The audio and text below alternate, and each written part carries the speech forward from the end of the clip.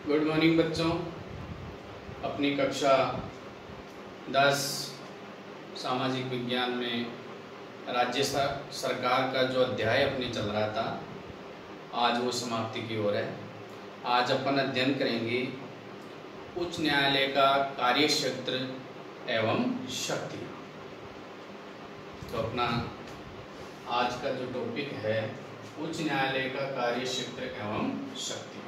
तो देखो बच्चों, उच्च न्यायालय का जो कार्य क्षेत्र है और जो शक्तियां हैं उनको अपन बिंदु वाइज समझते हैं। तो मैं समझाता हूं आपको। देखो, सबसे पहला कार्य क्षेत्र है इनका प्रारंभिक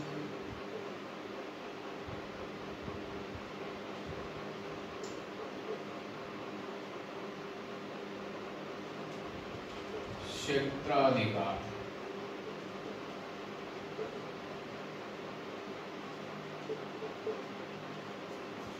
इसे हम मूलतः भी बोल सकते हैं।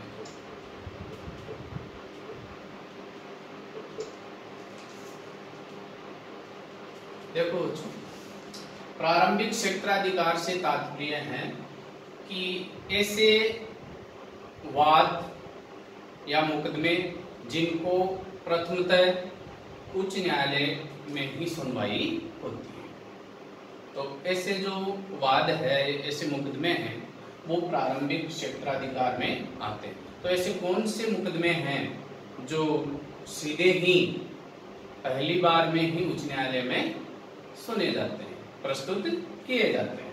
तो देखो, इसमें कौन से आते हैं वो मैं आपको बता देता हूं कि संसद व राज्य विधान मंडल। संसद व राज्य विधान मंडल के जो सदस्य होते हैं उनके निर्वाचन से संबंधित जो वाद है वो प्रथमतः उच्च न्यायालय में सुने जाते हैं। तो संसद व राज्य विधान मंडल के सदस्यों के निर्वाचन से संबंधित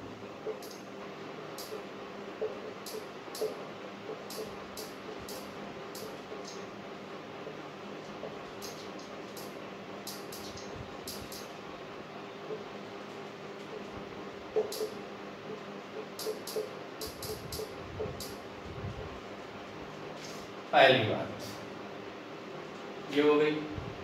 दूसरी बात हम इसी में करते हैं तो वो है राजस्व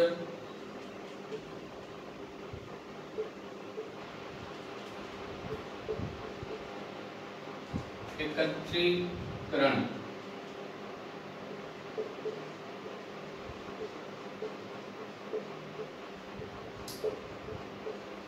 इससे कोई जुड़ा मामला है तो वो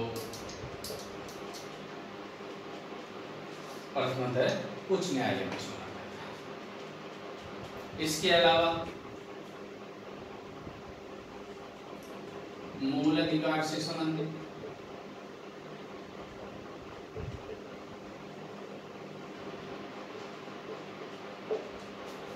एवं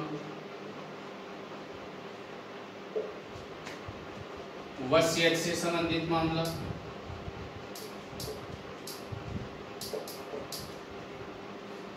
विवाह विधि से संबंधित मामला,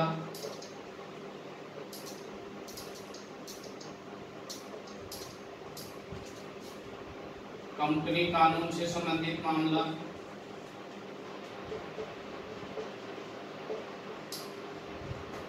व विवाह विच्छेद से संबंधित मामला।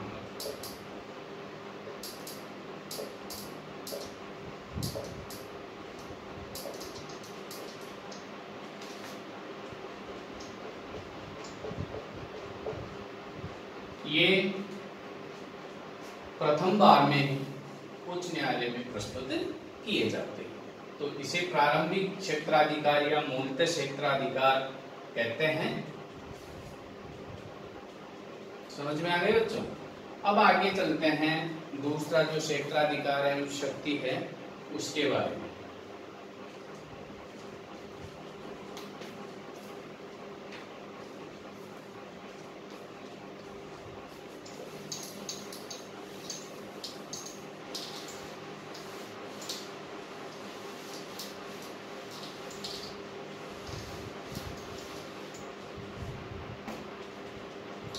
दूसरा है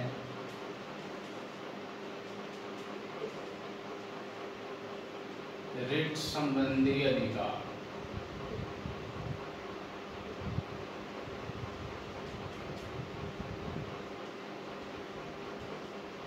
या शक्ति भी बोल सकते हैं। देखो बच्चों, अनुच्छेद 226 के तहत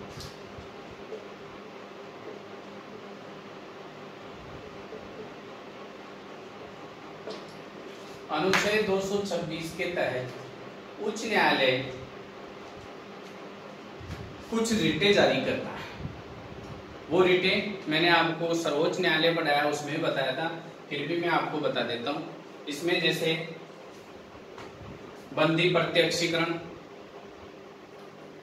परमादेश, प्रतिषेध, उत्प्रेषण, अधिकार पक्षाघात, ये ऐसी जो रिटें हैं या याचिकाएं हैं वो उच्च न्यायालय जारी करता है। और दूसरी चीज ये कि सर्वोच्च न्यायालय सिर्फ मूल अधिकार से संबंधित जो अनुच्छेद 32 के तहत रिट जारी करता है, ये 5 प्रकार की, लेकिन उच्च न्यायालय मूल अधिकारों के अतिरिक्त और भी जो अन्य अधिकार हैं उनके लिए ऐसी रिटें जारी करता है। तो ये जो रिटें 5 प्रकार की होती है, उनका नाम मैं फिर आपको बता दूं। जैसे बंदी प्रत्यक्षीकरण,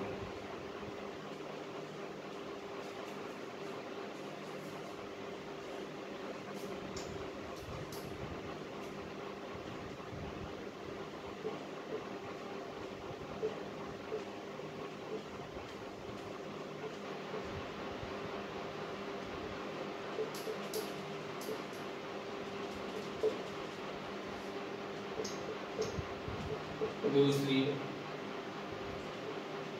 परमादेश, तीसरी उत्प्रेषण,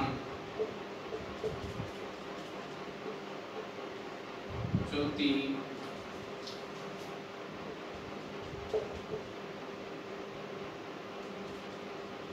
प्रतिषेध और 5वीं है अधिकार कक्षा।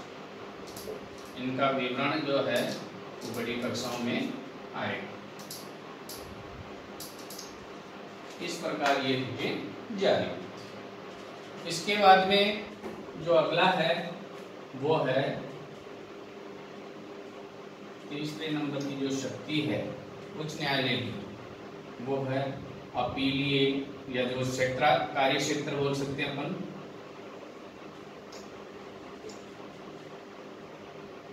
अपीलीय क्षेत्राधिकार।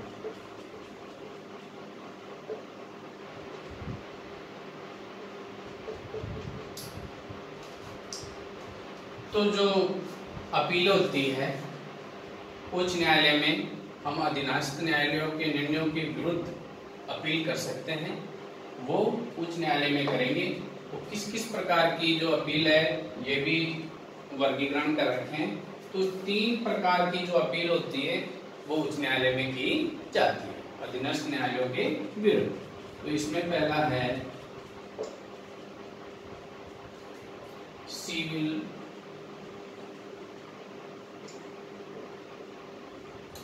अपीलीय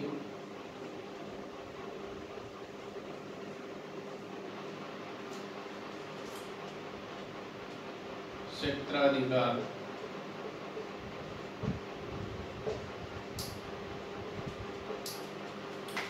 दूसरी आपराधिक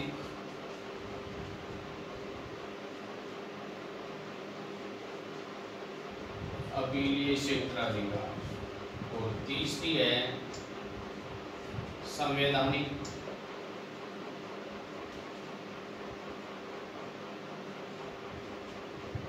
अपीलीय क्षेत्राधिकार। तो ये 3 प्रकार की अपील की जा सकती है। तो पहली प्रकार की है सिविल अपीलीय क्षेत्राधिकार।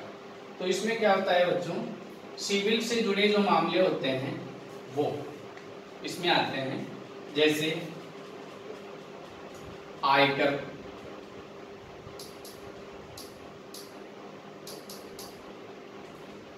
पेटेंट, डिजाइन,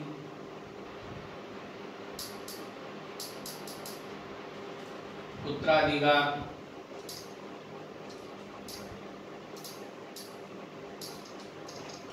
तो इनसे जुड़े जो भी मामले हैं वो जिला न्यायालय से उनके निर्णय की जिला न्यायालय के निर्णयों के विरुद्ध हम उच्च न्यायालय में अपील कर सकते हैं। तो ये सिविल अपीलीय है। जो क्षेत्राधिकार है वो हो गया। आपराधिक, अब आपराधिक में क्या होता है कि सेशन कोर्ट के द्वारा या सेशन न्यायालय के द्वारा यदि अपराधी को 4 वर्ष का कारावास या मृत्युदंड की सजा दी गई हो तो उसके विरुद्ध हम उच्च न्यायालय में अपील कर सकते हैं। वो अपील कहलाती है आपराधिक अपील। तो ध्यान दो, सिविल न्यायालय के द्वारा किसी अपराधी को 4 वर्ष का कठोर कारावास या मृत्युदंड की सजा सुना दी हो तो उसके विरुद्ध हम उच्च न्यायालय में अपील कर सकते हैं। तीसरा है संवैधानिक अपीलीय क्षेत्राधिकार। तो इसमें क्या होता है कि संविधान से जुड़े, संविधान की व्याख्या से जुड़ा यदि कोई मामला होता है तो उसकी अपील हम सर्वोच्च न्यायालय उच्च न्यायालय में कर सकते हैं। इस प्रकार ये अपीलीय क्षेत्राधिकार होता है। अगला है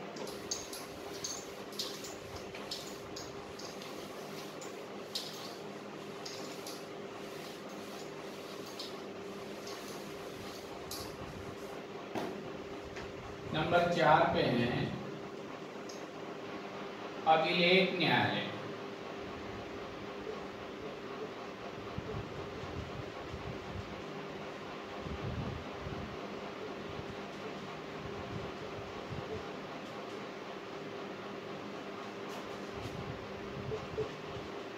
देखो बच्चों, उच्च न्यायालय एक अभिलेख न्यायालय है। इसके जो भी निर्णय हैं वो अभिलेख में या रिकॉर्ड के रूप में सुरक्षित रखे जाते हैं। निर्णय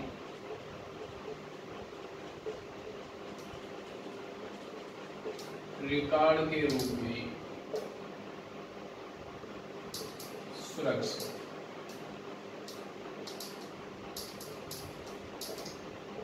सुरक्षित रखे जाते हैं। दूसरी बात, यदि इसके निर्णयों की अवमानना होती है, कोई उच्च न्यायालय के निर्णयों की अवमानना करता है अधीनस्थ न्यायालय, तो उनको दंड देने का अधिकार है। अवमानना पे दंड। अधीनस्थ न्यायालय जो भी है उच्च न्यायालय से, उनको इसके जो निर्णय हैं वो एक प्रकार से कानूनी दस्तावेज होते हैं, उन्हीं के आधार पे उनको निर्णय दिया जाता है। तो यह अभिलेख न्यायालय के रूप में कार्य करता है। अगला है प्रशासनिक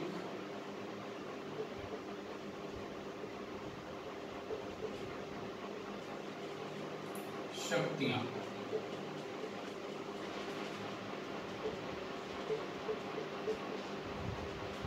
उच्च न्यायालय को प्रशासनिक शक्तियां भी प्राप्त है।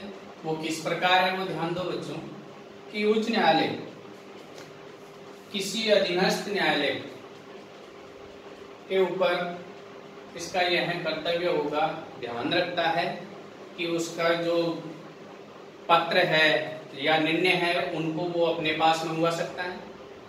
विशेष ध्यान देता है कि अधीनस्थ न्यायालय अपनी सीमाओं का तो कोई उल्लंघन नहीं कर रहा है, इस बात का भी उसको ध्यान रखना पड़ता है। और अधीनस्थ न्यायालयों में जो मुकदमा चल रहा है, जो मामला चल रहा है, उसको दूसरे न्यायालय में स्थानांतरित भी कर सकता है। तो 3 प्रकार की प्रशासनिक शक्तियां हो गई। एक तो उसके पत्र या निर्णय, पत्र या निर्णय को अपने पास मंगवा सकता है।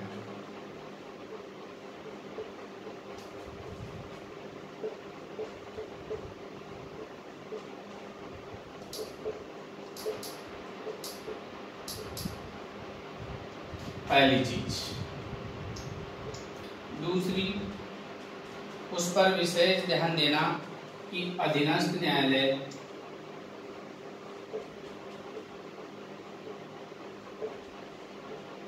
अपनी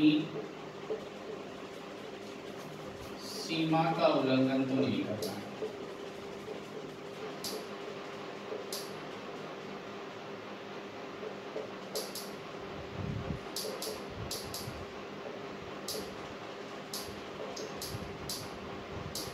तीसरे,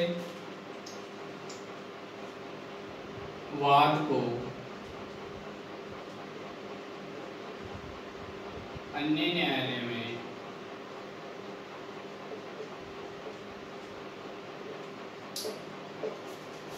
स्थानांतरित करना।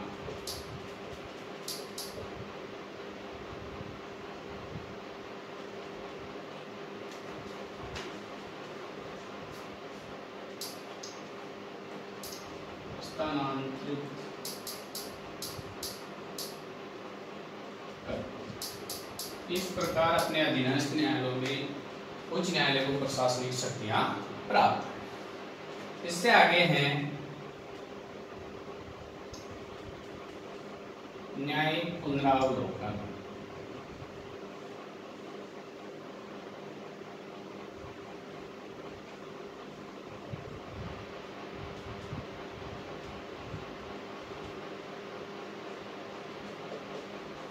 न्यायिक पुनरावलोकन में क्या है बच्चों कि केंद्र एवं राज्य की जो कार्यपालिका है उसके द्वारा जो विधि बनाई हुई है उसकी व्याख्या करना, उनके निर्णयों को उचित या अनुचित ठहराना, समीक्षा करना, और चाहे यदि वो अनुचित है तो उनके द्वारा बनाई हुई विधि को निरस्त भी करना।